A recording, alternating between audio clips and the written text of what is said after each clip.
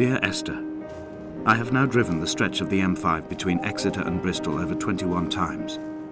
But although I have all the reports and all the witnesses, and have cross-referenced them within a millimetre using my Ordnance Survey maps, I simply cannot find the location. You'd think there would be marks to serve as some evidence. It's somewhere between the turn-off for Sanford and the welcome brake services, but although I can always see it in my rear-view mirror, I have as yet been unable to pull ashore.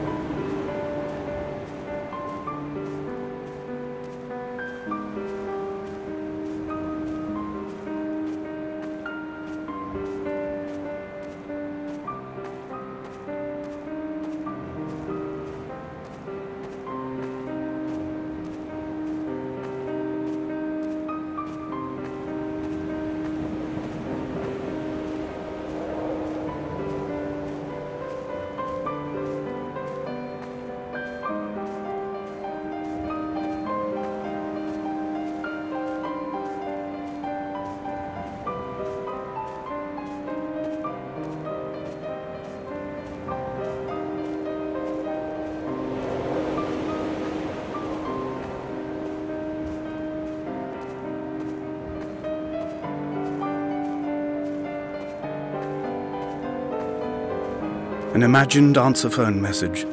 The tyres are flat, the wheel spins loosely, and the brake fluid has run like ink over this map, staining the landmarks and rendering the coastline mute, compromised. Where you saw galaxies, I saw only bruises cut into the cliff by my lack of sobriety.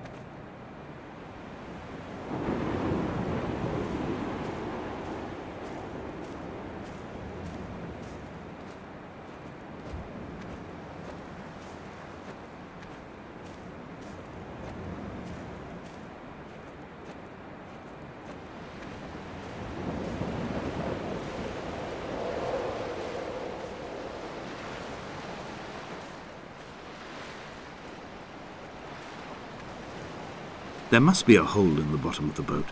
How else could new hermits have arrived?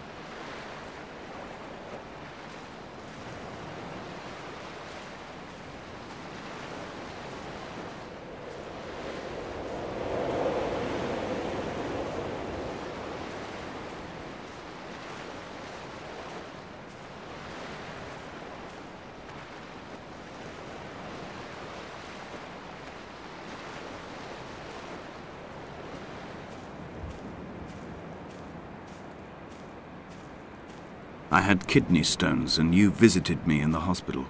After the operation, when I was still half submerged in anesthetic, your outline and your speech both blurred. Now my stones have grown into an island and made their escape, and you have been rendered opaque by the car of a drunk.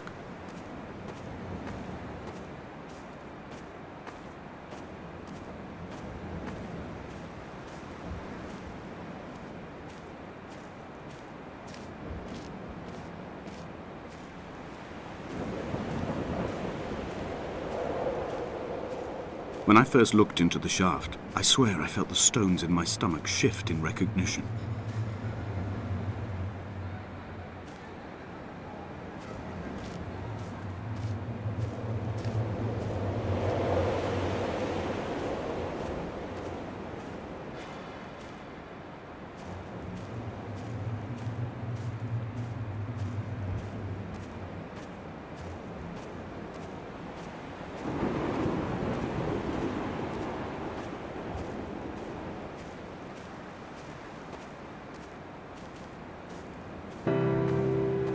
I've begun my ascent on the windless slope of the western side.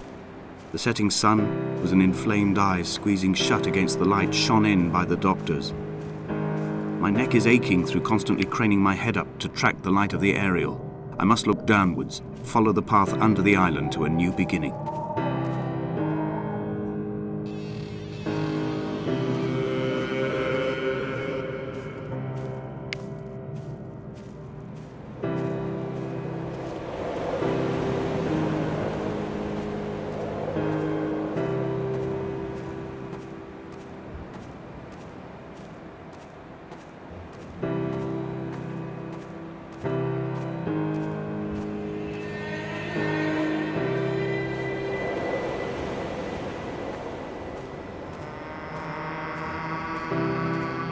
The bothy was constructed originally in the early 1700s.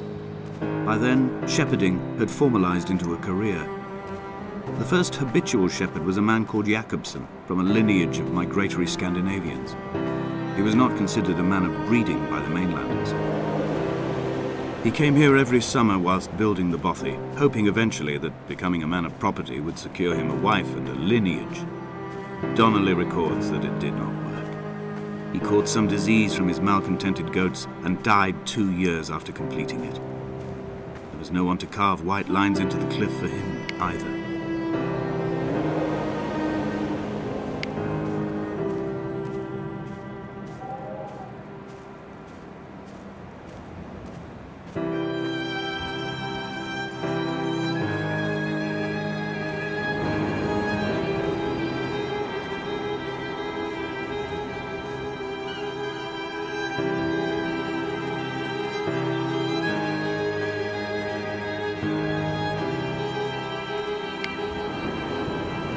Three cormorants seen at dusk.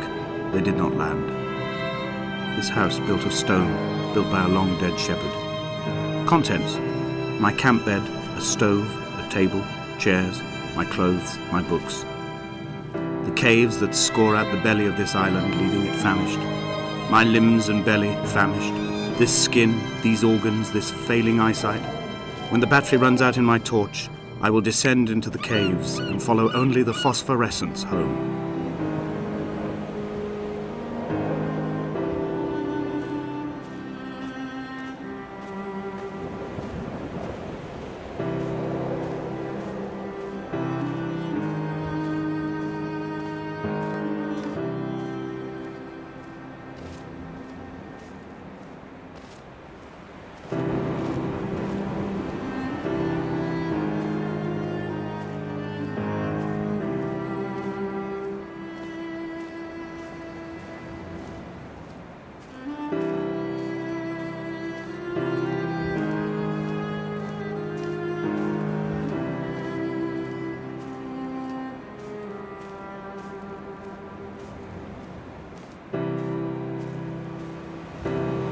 Jakobsen's ribcage, they told Donnelly, was deformed, the result of some birth defect or perhaps a traumatic injury as a child. Brittle and overblown it was, and desperately light. Perhaps it was this that finally did for him, unable to contain the shattering of his heart. In half-light, his skeleton a discarded prop, a false and calcified seabird.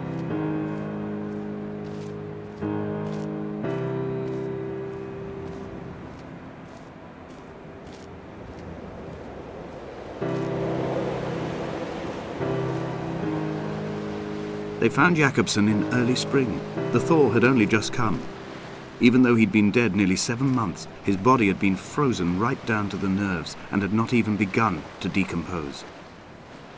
All around him, small flowers were reaching for the weak sun. The goats had adjusted happily to life without a shepherd and were grazing freely about the valley.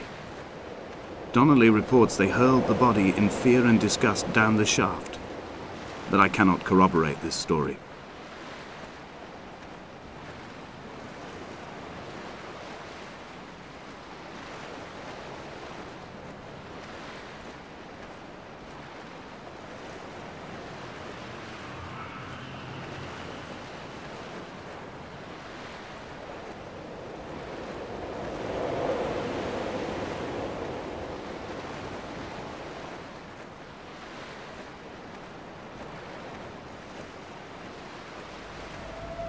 Climbing down to the caves, I slipped and fell and have injured my leg.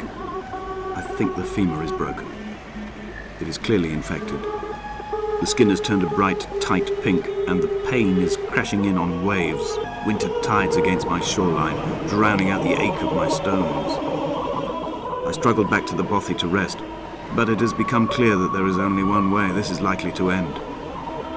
The medical supplies I looted from the trawler have suddenly found their purpose. They will keep me lucid for my final ascent.